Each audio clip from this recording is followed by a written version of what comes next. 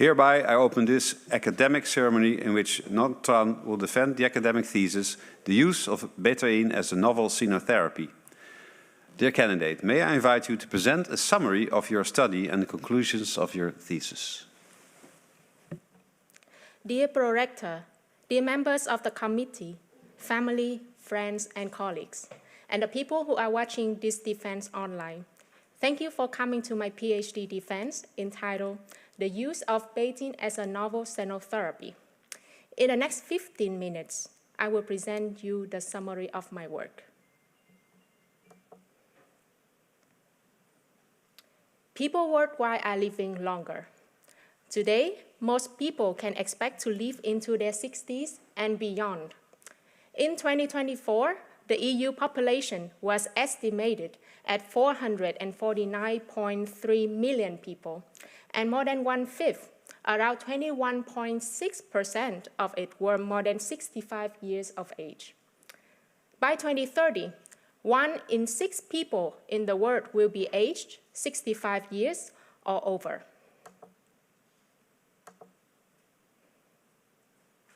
Despite an increase in human life expectancy, the global birth rate has registered its lowest in the entire human history. The world's lowest national fertility rate is in South Korea, with only 0.72 births per woman as of in 2023. In the Netherlands, this rate is recorded as 1.49 births per woman. As a consequence, there are major socio-economic impacts due to increasing aging populations and declining birth rates.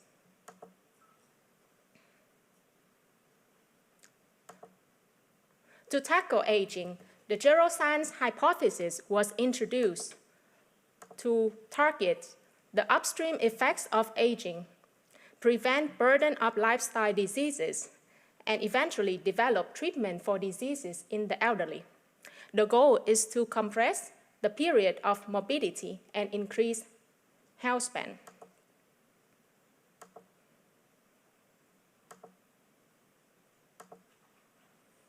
In the general population, those with lower socio-economic position exhibited accelerated aging, increased serum phosphate levels, inflammation, imbalanced diet, microbial dysbiosis, and mitochondrial dysfunction. On the right side, you can see the production of TMA and TMAO from choline sits at the same production as betaine aldehyde and betaine.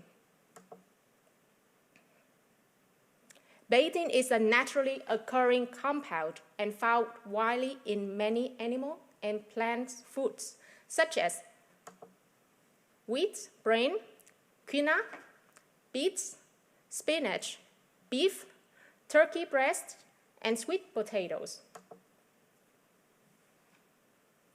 Betaine is widely known for its role in anti-inflammation, methane donor, osmotic protection, muscle mass protection, reducing fat deposits, and protection of the fetus.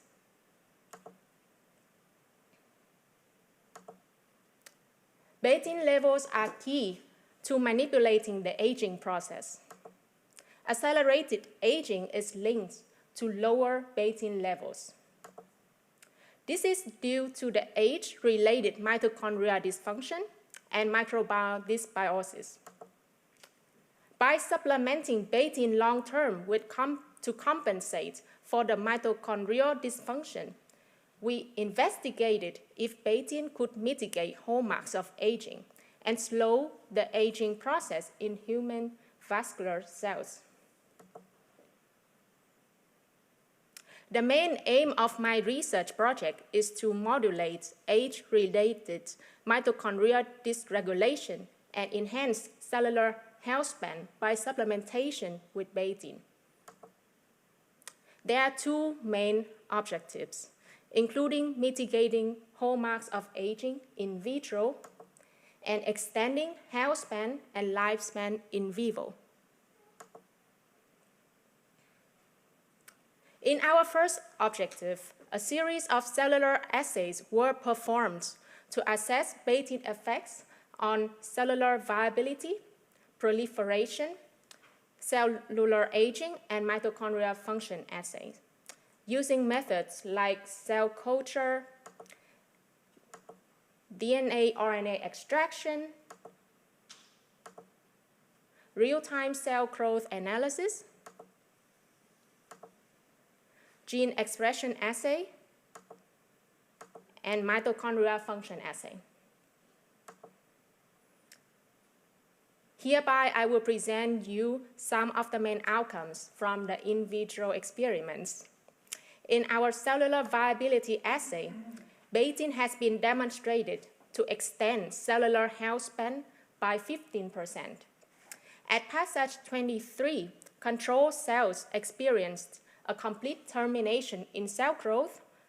Betaine-treated cells continue to grow at a slow rate equal to 20 days before reaching passage 24. And we recorded passage 25 as the last passage of betaine-treated vascular smooth muscle cells.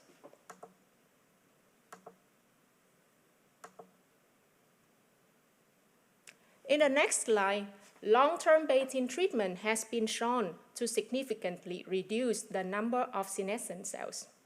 On the left corner, the control cells, which were stamped in blue color, were considered senescent. They were larger in size, flattened with enlarged or irregular nuclei shape. Despite being at the same passage number, betaine-treated cells appear to be more homogeneous, which is uniform in shape, with a typical spindle-shaped morphology. We then continue to discover whether betaine could reduce the pro-inflammatory effect in vascular aging. This was determined through measurement of the expression of IL-1 beta and IL-6, two important pro-inflammatory cytokines. And as you can see very clearly, the expression of these two genes significantly increases with age, up to 100 times compared to the control cells. Our data showed that betaine reduces inflammation up to 78% in older vascular smooth muscle cells. To learn more about the ability of betaine to mitigate cellular stress, we used NRF2 gene expression as an important biomarker of cellular responses to growth in the stressful conditions. We observed a significant reduction in NRF2 expression, up to 46% after betaine treatment, both in young and old cells. Another interesting result from our experiment comes from the mitochondrial function assay. Betaine was shown to activate glycolysis, as the ATP production was significantly lower after drug treatment. From this observation, we can conclude that betaine activates metabolic switch to glycolysis and promotes cellular proliferation.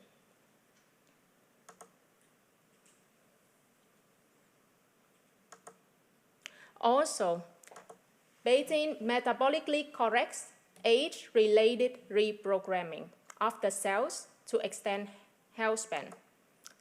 The data show distinct changes in young versus old control vascular smooth muscle cells. As you can see here, I already highlighted the two transcriptomics data of the young and the old cells. And you can see the green and the red patterns almost reversed.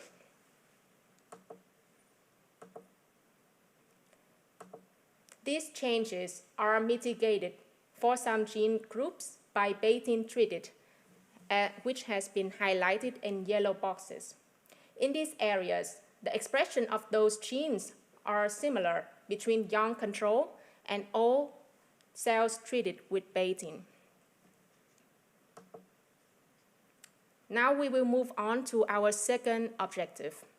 we continue to discover betaine's effects on two different animal models in aging, worms and fruit flies. The outcome that we achieved so far has been very successful, that lower doses of betaine can effectively extend the female lifespan in animal models by 15%, which is very similar to the result that we have from our in vitro experiments. In addition, multiple behavioral and functional assays has been conducted in fruit flies. By measuring climbing height of fruit flies within 15 seconds, we were able to measure the physical capability across their life course, as you can see on the graph on the left. And the number of eggs were also counted after 24 hours, which indicates the reproductive capabilities of the female fruit flies following treatment. The improvements in health span were very significant in betaine-treated flies, with up to 70% increase in both parameters. The photos below were taken during our egg-laying experiment in fruit flies. As you can see, betaine-treated cells from low to higher dose laid significantly more eggs within 24 hours compared to the control flies. This finding indicated that the potential paradigm shift in the field of geroscience. As many scientists believe there should be a trade-off effect between longevity and reproduction. However, in this study, we proved the opposite. In summary, betaine delays cellular aging both in vitro and in vivo. It enhances cellular metabolic functions, cytoprotection, and antioxidant effects, subsequently improving vascular functions. Betaine improves physical and reproductive capabilities in vivo while extending lifespan. As the conclusion, we are confident that betaine is a novel senotherapy to combat vascular aging and slow progression to other age-related diseases.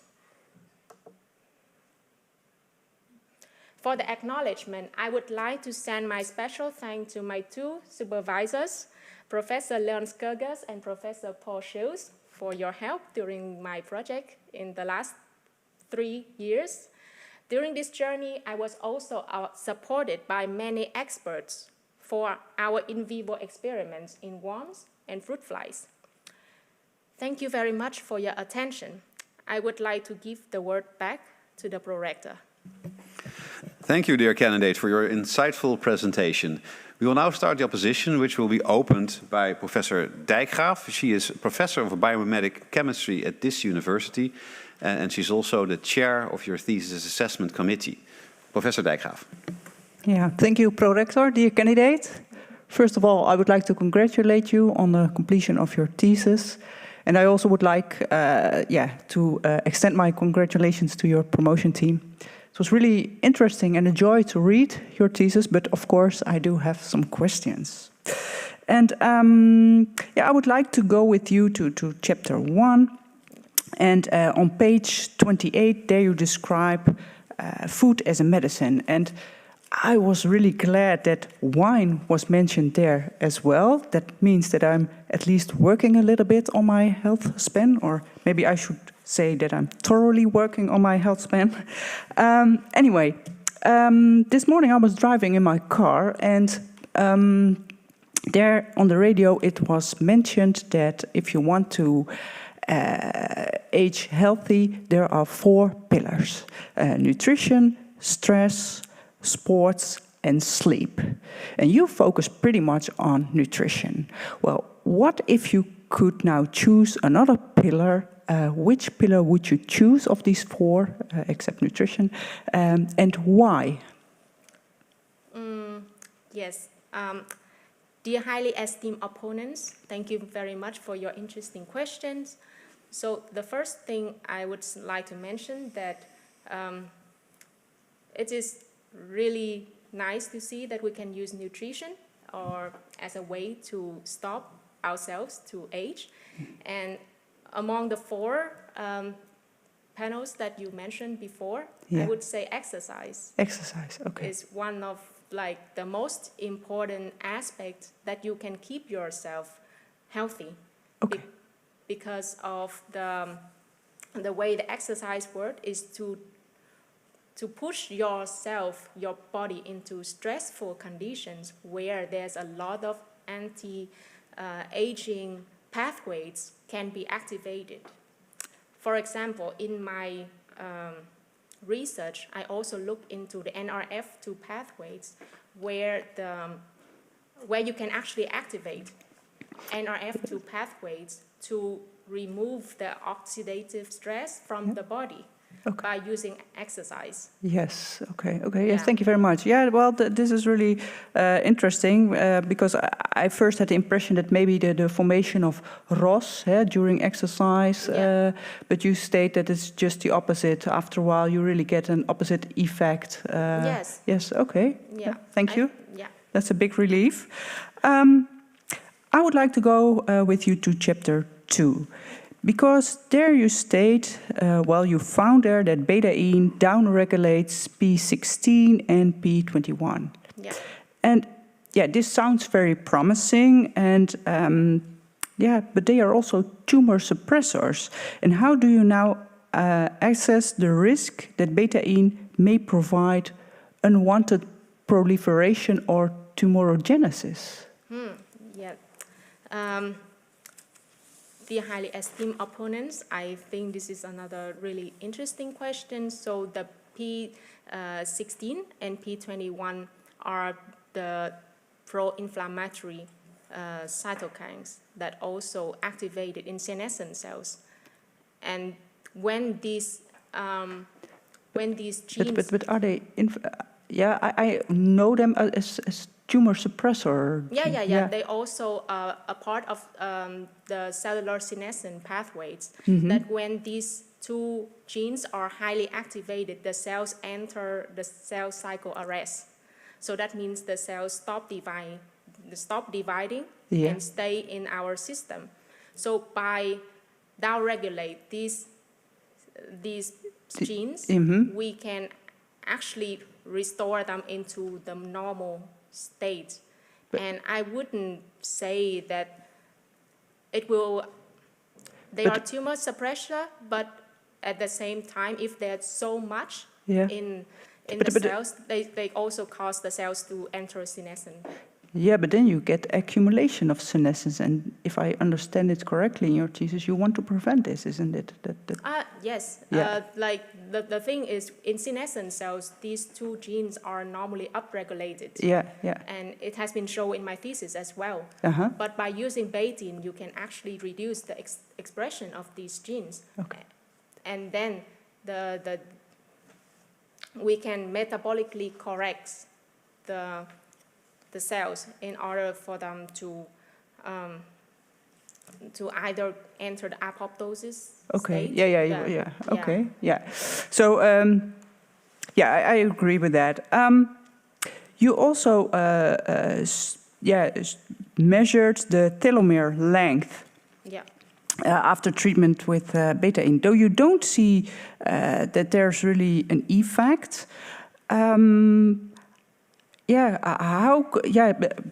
Does this then mean that these cells, these cells are not affected by betaine to extend their lifetime because the telomeres are shortened and you cannot see an effect there? Yes, I would say that because our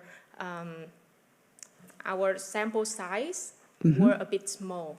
Okay. I only have like 2 biological replicates and 3 technical replicates. Okay. So the power of the measurement were not strong enough to see the improvements. Yeah, that's fair enough.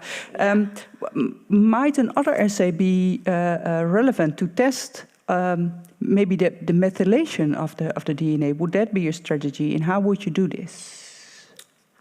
I think we can actually measure the methylation process of this treatment, because I also collected DNA during my experiments, and we can send to the polymeromics team in Glasgow University or somewhere else to actually test the methylation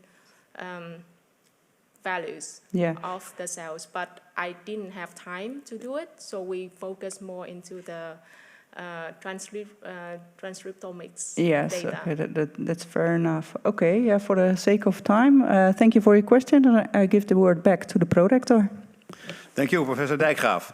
The opposition will now be continued by Professor Stenvinkel. He is Professor of Nephrology from the Karolinska Institute in Sweden and also a member of your assessment committee. And the university is very grateful to you for traveling all the way here to the Netherlands to take part in this ceremony today. Professor Stenvinkel.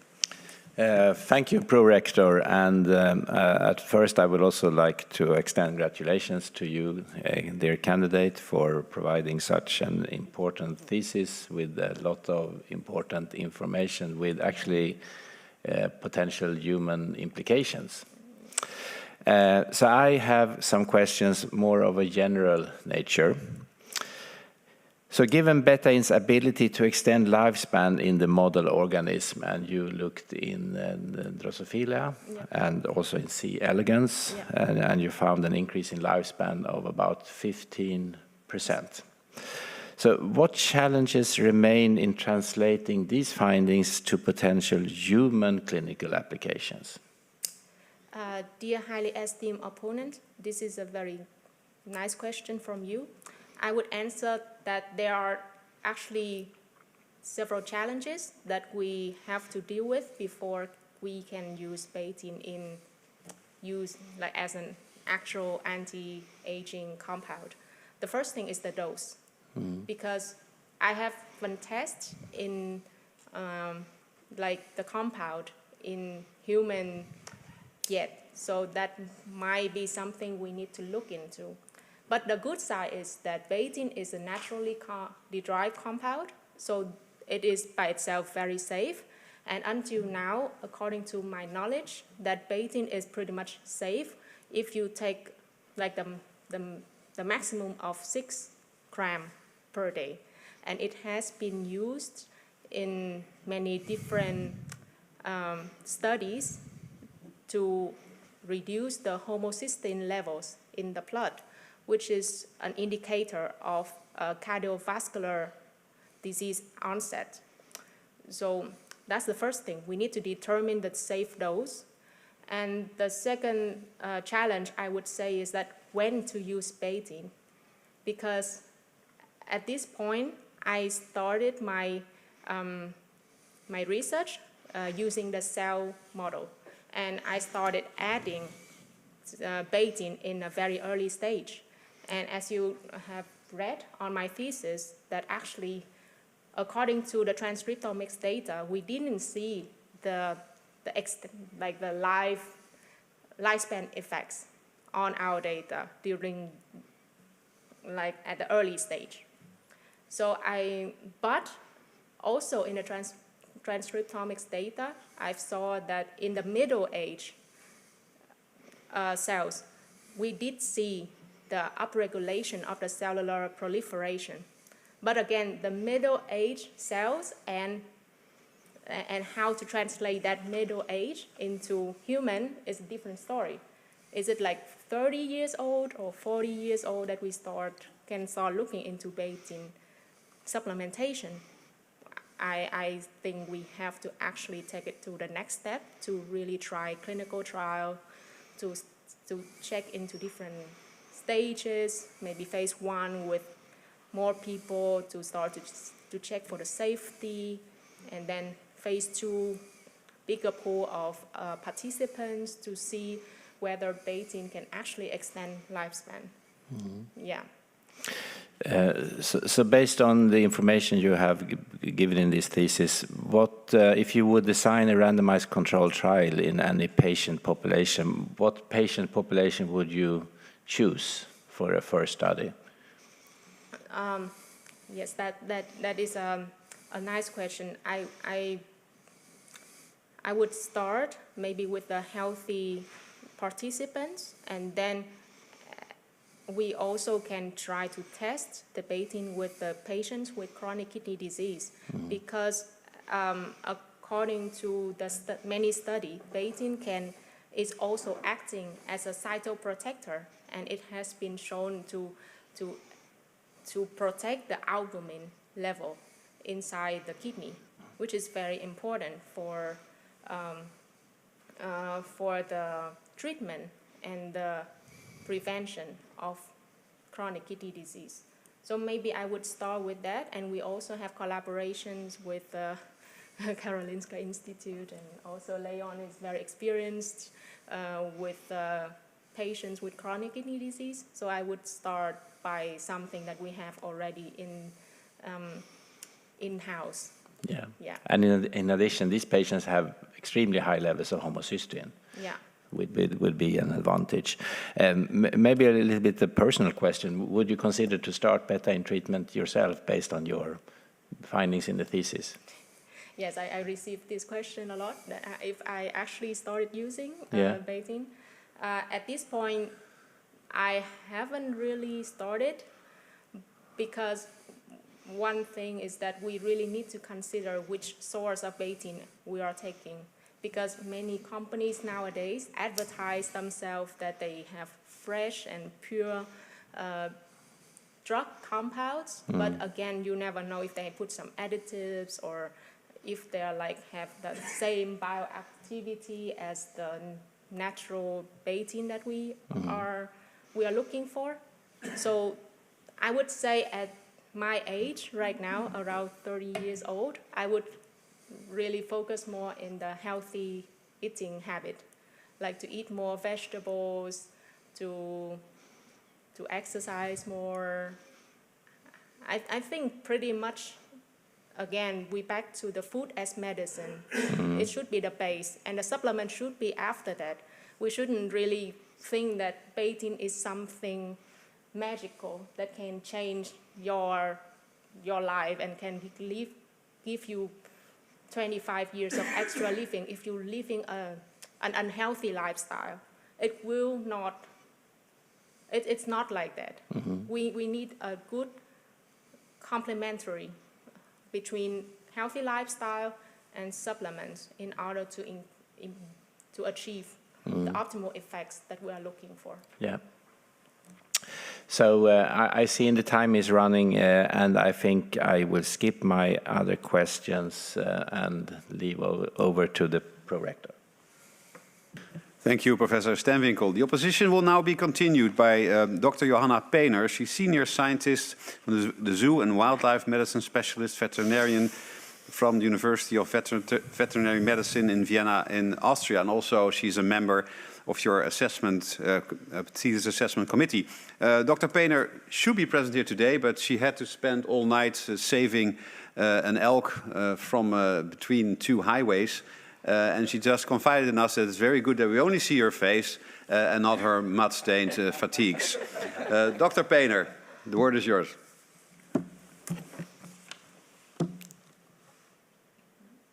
Sound. Yeah. Sound, please. We can't hear you. We can hear you. Can you hear me? Can you hear me? Yes, perfect. Okay, good. I hope I pronounce it correctly. Xin chào. Hi, xin chào. Chúc mừng. I'm not sure if that is correct. Chúc Yes, mừng. I hope that means congratulations. Congratulations to your very nice presentation and to your really interesting PhD project. I have a few questions for you.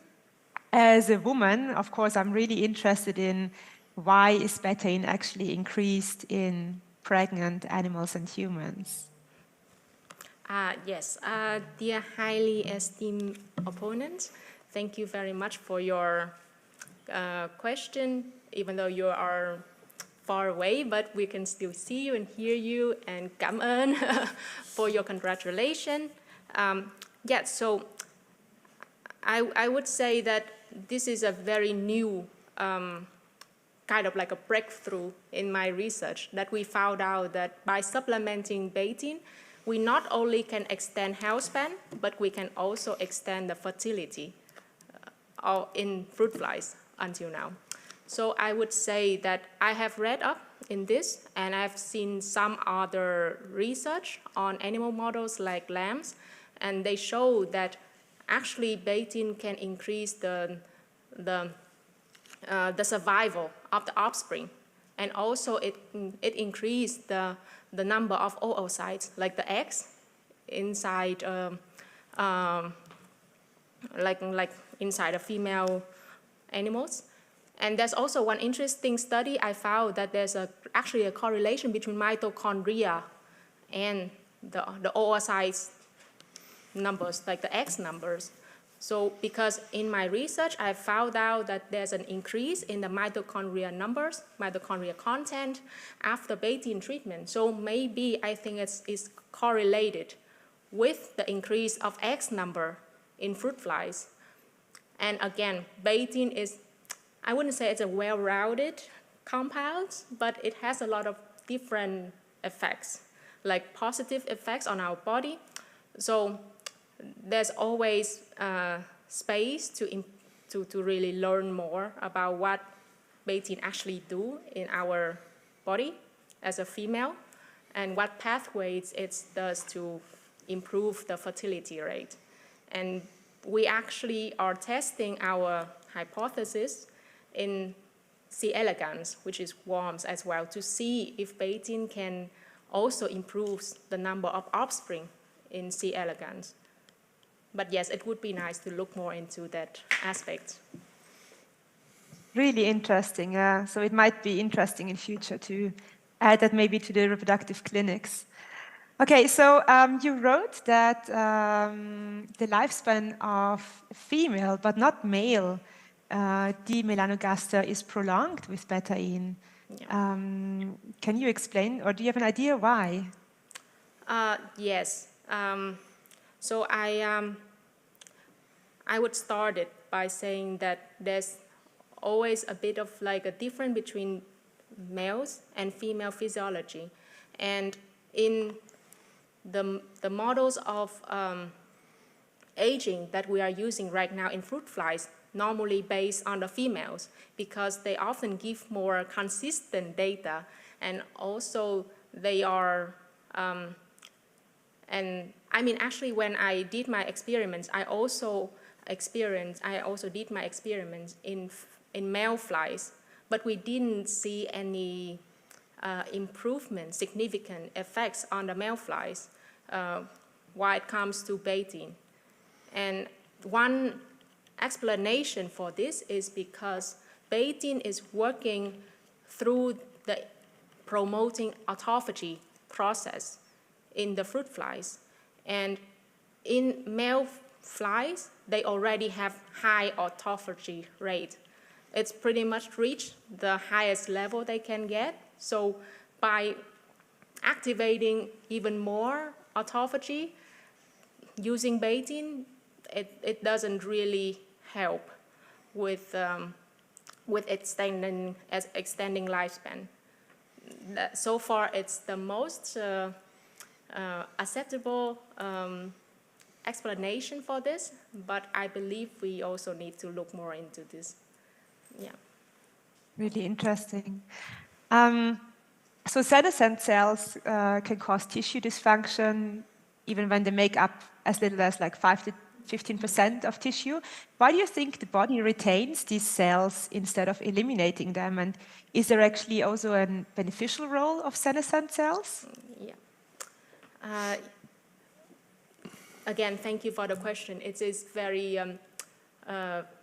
practical question that we can come back to the theory of aging. So in the aging field, we have a theory called antagonistic pleiotropy theory. So in this theory, like there's always the positive and the negative effect of the same gene.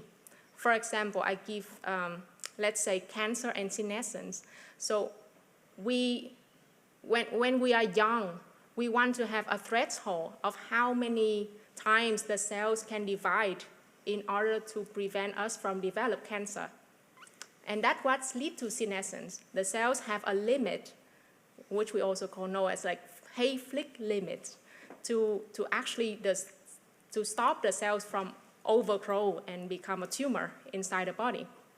But at the same time, when we get older, these cells, when they stop dividing, but they don't go through the normal programmed cell death, they often accumulate in the body. And because of these cells, they are pretty much non-functional, they don't divide, and they secrete a lot of inflammatory signals. So that's why they cause the surrounding areas to enter senescent state as well.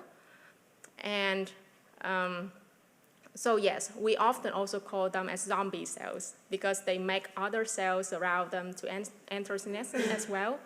So I wouldn't say senescent cells are bad, but at the same time, they should be controlled within the right number to keep us healthy and don't develop cancer. Thank you. Is it time for one more question, or should I pass If it's on? very short, and the answer is very short. Okay.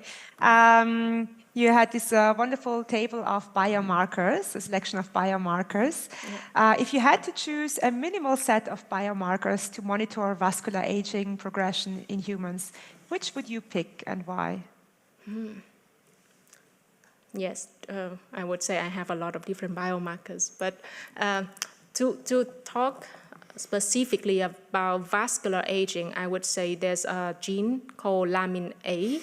It has recently become a well-known biomarker for vascular senescence. And this gene has also been tested in my thesis that the genes are upregulated with age. So I would say I would start from that, but at the same time, the challenge that we are facing right now is that we don't have such a powerful set, like a powerful biomarker to draw any conclusion. We need a set of different biomarkers of aging. That's why people develop different hallmarks of aging, and we are trying to extend, like the researchers, scientists are even extending more hallmarks of aging at this point to actually cover the aging process because of how complicated it is, and it's just a very complicated process. So it's a bit hard to actually pick one. But if I have to pick one for vascular smooth muscle cells, it would be lamin A. Yeah. Thank you very much for the great answer. Singamon. Yeah. Yeah. Không có chi. Thank you, Dr. Painter. We hope you can still stay with us, but if you have to leave, we fully understand. Yes, no, I can stay. I'm in a forestry hut, I can stay. Good. The opposition will now be continued by Professor Combet. She is Professor of Human Nutrition at Glasgow University, and she's also a member of your thesis assessment committee. Professor Combet. Thank you, Prorector. Congratulations, dear candidate, to your completion of your PhD and your thesis, which I really enjoyed reading. And I'm very glad to hear that you're considering the food is medicine paradigm. And I would like to start my first question with coming back to the dietary sources of betaine, and whether you could tell us about the range of dietary exposure to betaine in the modern population, let's say in the UK or in Europe, and how this maybe compares to the ancestral diet. Dear highly esteemed opponents, thank you for taking your time to come here, or like all the way from the UK to here. And because you are also a part of my examiner in Glasgow University, so I'm also very happy to see you and Colin here as well. So I would like to start by saying that I'm not actually an expert in nutrition. I might know what food contains betaine and what is which one has higher levels of betaine in each of the unit, but about the diet, I would say according to my knowledge, I think we are, especially for the UK population, I think the population are not very eating as much betaine-related sources as I would expect, because many of the sources of betaine are from the vegetables, from plants. And the British cuisines are not very generous to give us all that vegetables that we need. I think, like, yes, we have breakfast, British breakfast, like beans, yes, maybe, and also we might have potatoes. But at the same time, like, the real source of betaine are more from, like, the wheat grain, which contain more than 1,000 milligram per 100 gram, which is something that I don't really see in the British cuisine. And at the same time, there's a big gap between socio-economic status, where the rich people actually have a chance to eat healthier, because vegetables are generally more expensive in the market compared to meat. And I think people want to change their diet, but at the same time, if you have to really consider your economic situation, you normally don't spend money on those healthy food. And also we need to raise the awareness of people how this food will affect them, because many of my friends in the UK, I think they have the thinking that it's okay to eat like that. Everyone eat like that. We can drink a bit of Coke every day. It's fine. We will be healthy. But at the same time, it's not like that. It's an accumulation of the damages, the mutation in your body that matters. Thank you. And you give us an indicative 6 gram per day dose as a maximum that would be achieved. And obviously, based on what you're telling us, diet is unlikely to yield that type of dose, yes, which calls for supplementation. If you were to run a trial supplementing with 6 gram per day of betaine, would you do any baseline diet modification? And if so, which ones would you recommend? Like the baseline diet? Yes. Would you prescribe a modified diet, or would you control or standardize in any way? Yes. I think if I have to, like, if I can design a trial for betaine, I would start from the people who have lower socio-economic status, and they don't actually consume a lot of fresh vegetables. Because for those people, they are more likely to show the effects compared to the one who already eat healthy. You don't really see that much of the change. But again, I would say if I start a trial, it has to be consistent, and we need to maybe start small first, maybe a few participants, and then to make a bit bigger later. Yeah. And I've got a very final follow-on question about that. Would you double supplement choline and betaine? Like, the thing is, betaine is a very nice compound because it's pretty much safe, because it has been presented in many food. But at the same time, we don't want to overdose ourselves, because yes, betaine is good, but we never know how different people react to betaine. There might be side effects. Maybe some people can develop, like, vomiting, nausea, diarrhea, if the body doesn't really cope well with those supplements. So I would say that, and also betaine is, the higher level of betaine also leads to the higher level of methionine. And higher level of too much methionine in the body is also not very good, because it actually causes neurotoxicity. It can lead to headaches and things. So that's why I feel like we start from just betaine, and if the choline is if we think that we can start maybe from in vitro cells, like start from the cell culture first, and if it work on the cell, then I will move to the human rather than just stray away. Thank you very much. Yeah. I give you the word back. Thank you, Professor Kalmer.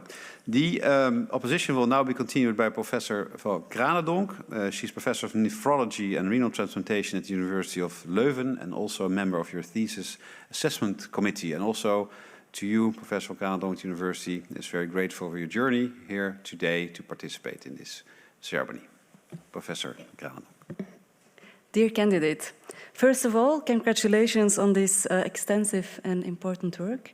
I would like to also extend my congratulations to your both supervisors. When I read your thesis, I was intrigued by your choice of your cell culture experiments. So you studied vascular smooth muscle cells. I would have expected that you might have chosen endothelial cells. Why did you deliberately choose for vascular smooth muscle cells? The highly esteemed opponent, thank you for your question. The first thing I would say that we actually also did experiments in epithelial cells. Even though we started our project as a 3-year funding from the EU that focused more on the vascular aging, so therefore in the grant it has been decided that we are working first in the vascular smooth muscle cells. So yes, I did the first experiments with vascular smooth muscle cells, saw a lot of successful outcomes, and I'm like, okay, we try with epithelial cells using the same dose. But I think at that time I make a mistake because I was so enthusiastic and I didn't really follow the same protocol I did with the vascular smooth muscle cells, that I should determine the dose first. I actually used the same dose of betaine that I put in vascular smooth muscle cells to put in epithelial cells. And that's a problem because cells are different, like the reaction of the cells are different depending on the cell type. So, and would you expect that you need less betaine for endothelial cells as they are the first line? Or? Yes. Okay. After I did the experiments, we didn't see any improvements, and I would even say that it's a bit high for epithelial cells, so they didn't look so happy. So I started coming back, and I checked with real-time cell analysis, and actually I think lower dose is better with epithelial cells than vascular smooth muscle cells. Endothelial or epithelial? Sorry, just... Epithelial. And did you think also about the endothelium, so the first lining of the vasculature? Or? Yes, we will, if we have more time, we will look more into it. For now, thank you. Another question, I was also intrigued by the sex differences popping up also in the results of your fruit fly experiments. Do you know the sex of the vascular smooth muscle cells you studied? Was a healthy donor, you wrote in chapter 4? Like I know the sex of the cells, yes. They yeah, do like have the sex. iPSCs yes. Related smooth muscle cells. I know the gender of the donor, but for the vascular smooth muscle cells that I used throughout my experiment, I didn't really know where it come from. We treated the cells the same in our lab. Do you expect a difference in the female or male cells? I know it's. Maybe I think it might be different, but I think I wouldn't want to say it will be different because I think because the main difference between like the effects of the drug maybe also depend on like the hormone difference between male and females, or also like related to the sex chromosomes, the X and the Y chromosome. So it might be more obvious if we test in the in vivo models rather than the cells. Okay. Yeah, because anyway, it cannot be directly translated. Okay, thank you. Thank you for this reply. Also in chapter 1, you give a list of potential disadvantages of senotherapy. when you are considering taking senotherapy, what would you think is the most important disadvantages or risk which should be overcome before it can be used in clinic? So, thank you for the question. I would, the most important aspect I would consider if it has some potential side effects that related to immunosuppression, because now we, in the general science field, we don't actually develop the drug ourselves. We now often repurpose a drug that has been used in different diseases in order to use as an anti-aging drug. But the thing is, for example, with rapamycin, it's an immunosuppressive compound that has a lot of different side effects. For example, it will reduce the immune response, and you are more likely to get inflammation and infection. So to actually choose a suitable anti-aging drug, I would say starting from the safety of the drug first. But to develop cancer, for example, with immunosuppressive therapies, it can take years, 10 years, 20 years. So I can imagine that you have to follow up your volunteers long enough. Yeah, and also because of the frequent administration of the drug, it might cause the tissue dysfunction, and it can also affect the fertility, as I'm shown in my research that other drug can actually reduce the fertility rate in fruit flies. Thank you. Yeah. I think it's time to give the word back to the prorector. Thank you, Professor van Kranenbroek. The opposition will now be concluded by Professor Selman, and he is Professor of Biogerontology at the Glasgow University. And the university also thanks you for taking the time and effort to join us here today. Okay, thank you very much. And thank you, dear candidate. I think really enjoyable thesis. I think you and your supervisor should be commended for taking the work from in vitro to in vivo. So that's really nice to see. I start just by one thing, saying as the only person on the panel from the UK, I've never had beans and potatoes for my breakfast, but that's really enjoyed your thesis. The first thing I wanted to ask you is, there was a recent paper in Cell where they showed that exercise had a positive effect on betaine. So if you were going to take your work to sort of more translational type approaches, do you think you would have to, do you think that if you gave a supplement to somebody who is incredibly active, that you may get too much betaine, which may have a negative impact? How would you control for that? Yeah. Dear highly esteemed opponent, thank you for your very insightful question. I would start by answering this question.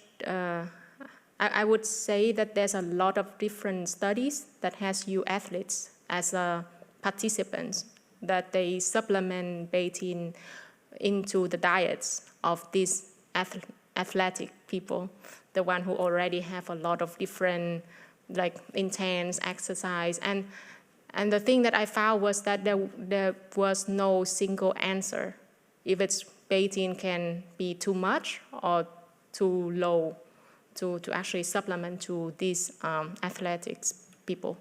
The thing is, like many of the studies, they put different doses of betaine, the training, the exercise. Some people do resistant exercise, some added betaine into football players. So again, those people, they train in a different way. So maybe they don't respond to betaine treatment the same way. That's why some of the studies show the increase in the performance of these people. But in another study, it didn't work. So I would say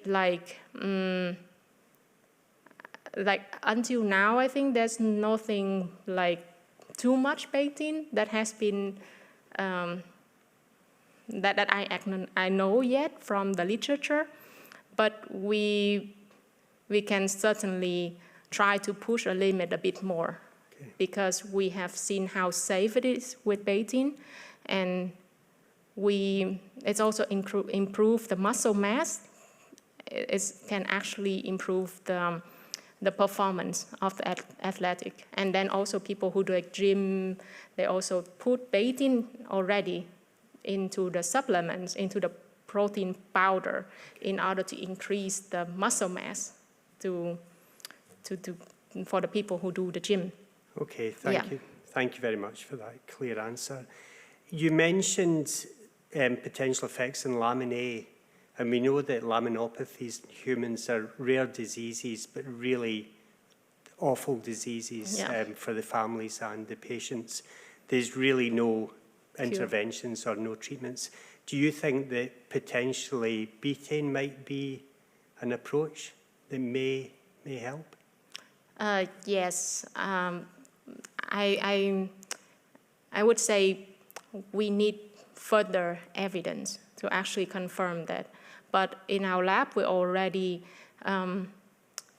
have the progeria cell line in the lab in order to start adding betaine and starting the first step to actually know if betaine supplementation can actually hopefully reverse a little bit of the effects of laminopathy, because the patients with laminopathies, normally they don't live very long. They have a lot of different health complications. So in order to correct all of that, I think one drug will not do the whole set. Okay. But we can actually maybe supplement with multiple different anti-aging drugs, or we can do the cocktails. I think it might improve at least the health span of the patients, that they can live a bit longer, they can enjoy their life more with the family.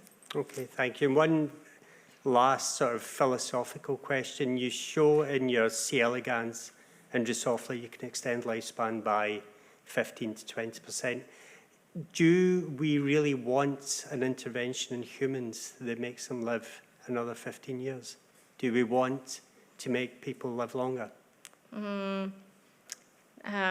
I think that's a controversial question that many scientists in the field often ask. Do we really want to live longer? And does the Earth has all the resources for so many people, especially when we are facing the crisis of the increasing of the aging people? So, but again, I would say that depending on your life choices, you may or may not really, if you don't feel like you need to live longer, but maybe you still want to live healthier. Yeah. Dear candidate, Ngoc Tran, the time appointed for defending your thesis has now passed, and the degree committee will now withdraw to discuss the quality of your thesis and your defense. And I request you and your company to await the results of these deliberations here in this room.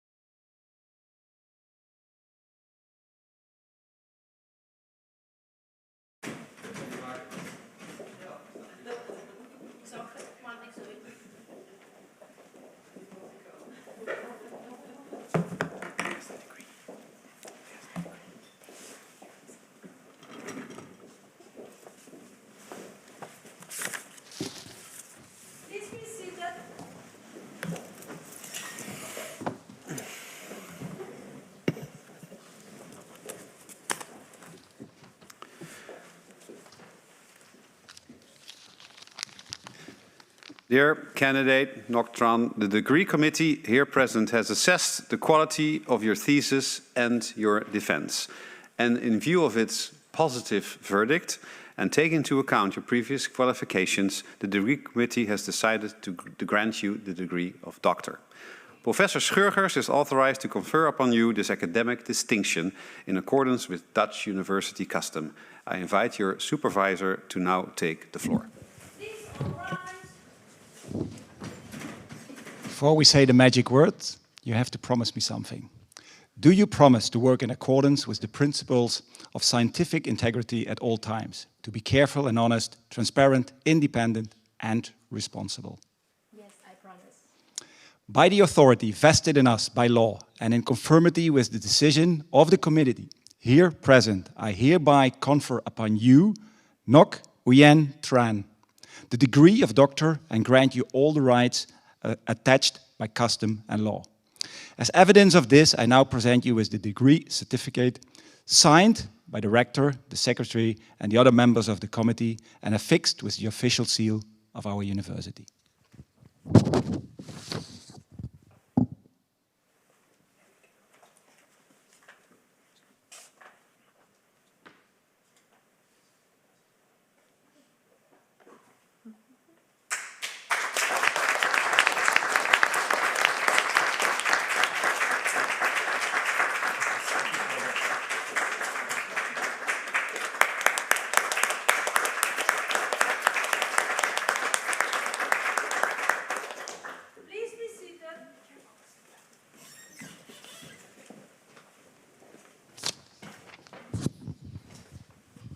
So before I hand over the microphone to Professor Shields, your other promoter and main leader of the project in Glasgow, I want to say a few words. Congratulations, Maggie, or Dr. Tran, as it is of now. You did a great job. You did a fantastic job. You had to do it in 3 years between Glasgow and Maastricht. And actually the Mindshift Consortium, which is a European Union consortium, that is really a challenging one. It also puts pressure on the candidates. There is a lot of competition as well. And you have to do also secondments, going to a foreign country again. Although the Netherlands was not completely foreign for you because you did your master's in Wageningen. The Mindshift Consortium is between the vascular pathway and the endocrine pathways in hypertension. And actually, it's a very nice consortium between different countries. And actually, they are also here presented today. I want to thank everybody. I want to thank Professor Hakkeng to be pro-rector today, Professor Dijkgraaf for chairing this assessment committee, but also the people from abroad, of course, now online, Dr. Painter. Well, very pity you could not be present here today, but you had more important things to do by saving Vienna from elks running through the streets. But thank you that you made it here online. Also the people that traveled all the way, Professor Stenvinkel, although you're also affiliated here in Maastricht. Thank you for coming all the way, even via Brazil, traveling to the Netherlands. That is the shortest detour I know. Professor Combe, thank you for coming here. Professor Selman, Dr. van Kranenbroek, thank you very much for traveling to Maastricht, which is really a true pleasure to have you all here. Paul, would you take over, please? Okay. Thank you. Standing here, very proud supervisor. And yeah, first laudatio for me, so bear with me. I'll try and give you a flavor of Maggie's experience in Glasgow. She who was the yin to my yang, a model student, a can-do person, always found solutions, not problems. But at first that was not always the case. So how can I begin this laudatio? I suppose by saying this, fornication, okay? Fornication, or as you might want to say it more appropriately, for an occasion such as this, to give you a little flavour of what the Glaswegian sounds like when you're trying to understand English. Maggie came prepared for weather, rain, the cold, and to do research. And I brought her into my office and we sat and we began laying out the groundwork for the next 4 years as 2 adults. And it was wonderful as a supervisor to find someone who agreed with everything in front of him. I would tell her what I wanted to do. She would go, yes, nod her head. I would tell her how, the student was meant to behave. She would go, yes, and nod her head. And after about 1 hour, I said, well, you have not understood a single word I have said to you. And she went, yes, I agree. And language and communication was very important for us. We communicated very easily. A few shocks occasionally. When I said to her, give me a wee moment, she got very confused. She looked like Munch's The Scream, frightened, anxious. And then I had to explain to her that in Glasgow, wee means small. It does not mean urinate. We also had to learn that Disney is not a movie studio. Disney means does not, as in, that experiment doesn't work. I means yes, right means yes, but I right means no. So Maggie then chose to really get to grips with Glasgow. She wanted to pick somewhere really Glaswegian to live, and I'm very proud of her that she did live somewhere that was not typical of students, and she did get under the skin of the city. The area she chose to live in, probably best described as character building, more resembled Gaza than a student accommodation. I certainly wouldn't have chosen to live there. But it's the kind of place that sort of stray dogs avoided, shops of bars inside in the windows. But it made her very, very resilient, which was good for your PhD. Probably made your immune system also resilient. And I'm delighted that it helped you fit into the city. As I said, you were a model student. You gave me no problems at all. You also were very good, not just at doing your research, but at teaching others. And you have left a legacy where those that you taught, not often easy, some of them needed a boot in the backside, and you learned how to do that politely. And they will follow in your footsteps, I'm sure with the same success, because you have not only performed your work well, you've taught them well. The other thing that I was quite proud of was that my lab had, between 4 of us, we spoke 16 different languages. This is not common in any British lab. And on top of this, because Maggie was engaged to a German, now her husband, she actually began learning German. And in very short order, she became proficient in the German language and proficient in the German culture, which was good. It did worry me, though. I had to buy 2 locks for my bike. And if she comes back, I would perhaps buy a 3rd. And I hope that she has enjoyed her experience doing this PhD as much as we enjoyed having her in the lab. And I never want you to forget, the experience you've had and that you're an alumnus of our lab. And to that end, I brought you a special little present that I don't want you to, I want you to remember us properly. You've left as part of a tribe, and every time you see the color green, I want you to remember us. This is your tribe, Tran number 1. Okay.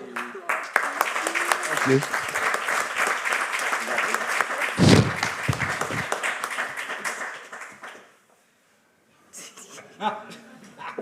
There's an actual Tran.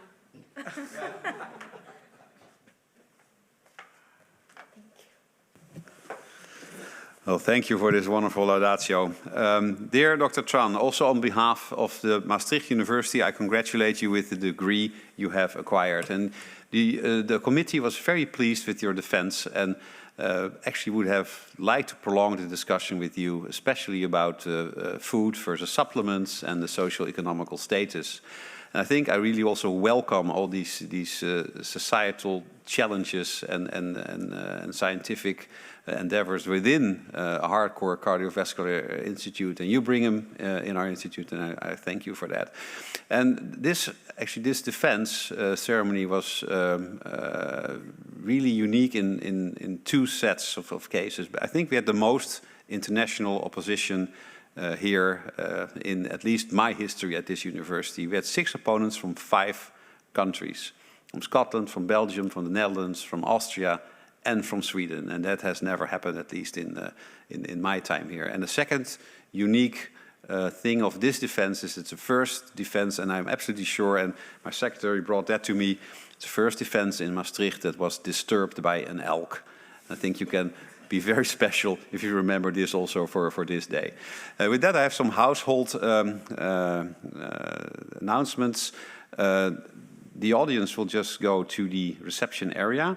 We will stay here in this room to make a group picture also with Dr. Peiner. She'll be on the big screen. And then we will go to the stairs to make also an official photograph. And I congratulate you again. I congratulate your family online. And I hope you have a wonderful day after here. And with that, I close this ceremony.